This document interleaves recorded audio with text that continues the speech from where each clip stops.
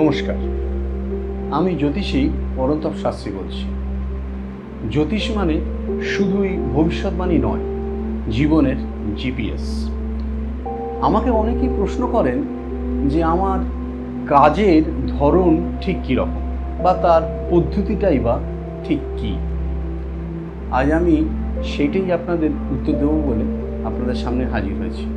আমার কাছে কোনো মানুষ যখন তার সমস্যা নিয়ে আসেন, আমি তখন তাকে তার সমস্যা দেখে সমস্যা অনুযায়ী সমাধান দিয়ে থাকি।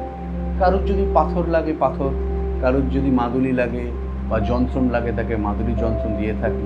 বা অনেক সময় দেখা যায় যে কোনো মানুষ আমার কাছে এসছেন, তাকে যদি একটু মানসিক বল দিয়ে দেওয়া যায় তাহলে তার নিজের সমস্যা তিনি নিজেই সমাধান করে নিতে পারবেন, উতরে যেতে পারবেন। তাকে একটু ঘুরে দাঁড়ানোর পরামর্শ দিয়ে থাকি।